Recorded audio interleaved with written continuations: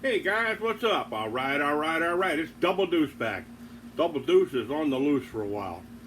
So, we're going to get into some interesting videos coming up here. One, I got something here I've been playing with, just trying to, I guess, race it together in my head to see if it'll fit. I was going to try to squeeze the Cison V8 into the Cison Colossus. I took the 7.7 big block out. This is actually a roller I bought on eBay years ago, and I love the Cisons. They were just the ultimate basher truck. They had the highest horsepower.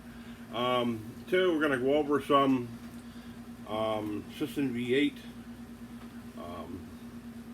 the 44cc one, and it's just like some upgrades and stuff that I had seen, and I've been talking to somebody, and so we'll see what we can do. And all these are things you can do yourself. So, and then we got over here the new Hoglet engine, and this thing is so cool. So here we go, guys. Grab your favorite smoke, beverage, and popcorn, and hang out with Double Deuce today. Okay, my camera, the light is kind of blinding behind me here, and I keep moving around. I look like I'm a ghost, but I'm not. So I've been busy online because I can't do much. I'm kind of gimped up, can't walk around that much. So I've been doing a lot of like looking around, stuff like that. I've seen a lot of cool things on there. One was RC Block Jamie. He was doing an oil change on his Cison in the rig that he built, and and I was glad he did that because he built some really cool stuff. But he always thinks ahead on, okay, I got it in there, now I got to change the oil. Do I take the engine back out and reset it all back up again? Well, he made it where he could just reach right in there and change things. And one cool thing that he did was he took the foam. Take a little shot here. He took the shipping foam. We got so much of the shipping foam here. We use it for, basically I use it to hold my glues and whatnots, thread locks, oils, and well, he took his and made an oil filter, which I got right here, and he's got one for his Cison right now. And so I was watching it, and I asked his technique and stuff like that, and he actually makes them by hand. So that's what you got to do. But as I was sitting there last night, in a moment of clarity, I was looking at our foam inserts here. Now you notice they got like a glued area on the bottom here where they put the bottom on it. So it's just a bunch of pieces glued together. So what I did was I took a piece of pipe. This here was off a wind chime. I bought these things at like the dollar store, or up here we had the Christmas tree shops. And I heated it up. You don't have to get it very hot. And I will actually do a quick example right now. I'm going to take it out of this corner right here, and I'm going to show you how to make a filter. So we're going to heat this thing up, and now be careful when you do this. Do it in a well ventilated area. I got my doors open here, and so it's okay. So you heat this up, and then you take it and push down. I ain't got mine hot enough yet. Needs a little more heat. But you take it and push down to the glue point. Now you see that right there? It makes a perfect circle the size of the inside of this pipe. Now be careful when you set these things down. Now, what I also did, took my vice grips, I just took a screw, regular long screw, and then you heat it and melt right down to the center. And the cool thing about doing this is once this heated pipe comes down, hits the glue, it stops, which leaves you a nice plug in here that's still connected. Then you can do your center hole for your bolt. And if you want, you can make a little notch on the side for the pipe. And then when you want to take it out, you'll see, this one's done here. Yeah, this one's done. I didn't do the center of it yet, but you just grab it, push up, and rip it off the glue.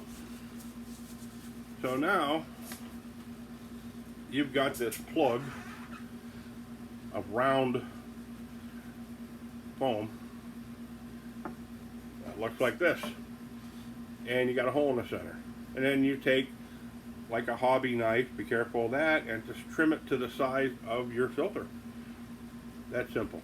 And like as I was, he cleans his out and reinstalls it every time, and he said, he doesn't have any extras. And I thought, wow, it'd be really cool if we could come up with a really quick way to have extra filters on hand, so you can take the filter out, change your oil, reinstall a new filter, add your oil. He puts in about 20 millimeters of or milliliters of oil, because these have a lot of blow by and they fill up. This thing should take 28 milliliters, but he's been rocking his so far with no problems.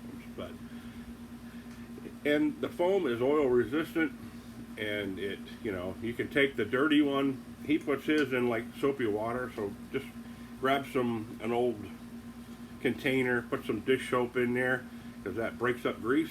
Let it soak in there, kind of rub it out with your fingers. You're going to get greasy, you're going to oily, so wear gloves if you want. And put it in a box with your spare filters. You can actually put new ones on one side, used ones on the other, and so that worked pretty good. So now I've been working on the air cleaner. I've got it mounted, and I'm going to try to make a bracket. And I'm actually going to use the foam, the thin stuff, on the bottom here.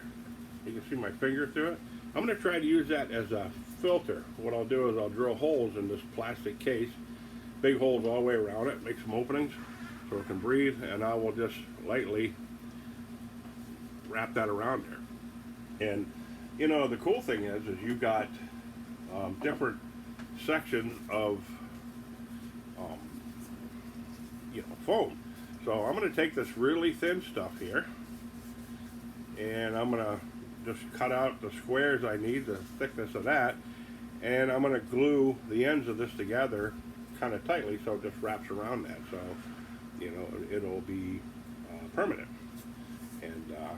And I also ordered the brass gears for the water pump, which I highly suggest, and because the water pumps, they're steel gears, they're only glued on the shafts and they rust. The brass ones, you might have the opportunity to put a little solder in there or something to, kind of keep it from spinning on the shaft or locking up. And unless they got a set screw in them, I don't know. That would be cool if they had a set screw. And I also ordered the mount bracket, the big aluminum mount bracket that holds up, because you see mine is on these twiddly radiator brackets, and I just did that temporarily to get it running, and was going to go from there. But I bought the fan that goes in the front and the fan shroud that looks like an actual fan shroud, and you eliminate your electric fan. So I don't know how that's going to work out, but it's going to be an experiment, and that's what we do in this hobby. Like I say, the mind's a terrible thing to waste. You got an idea, failure is not an option, but hey, you know what? Failure helps you keep getting up and moving on in life and trying something different. So now, my next video is going to be on the little hoglet here. I'm going to fire that up. It'll be a real quick video. That thing's pretty cool. I'll give you the kind of quick ins and outs, and mine needed just a little bit of carburetor adjustment before it ran, and now every time you get gas to the carb and you hit that kickstart, because the kickstart actually comes out like a real real motorcycle kickstart. And so we'll be doing that on the next video. And then I got a video that I'm going to do after that, and it's on that new V10 that they're advertising on Sterling Kit.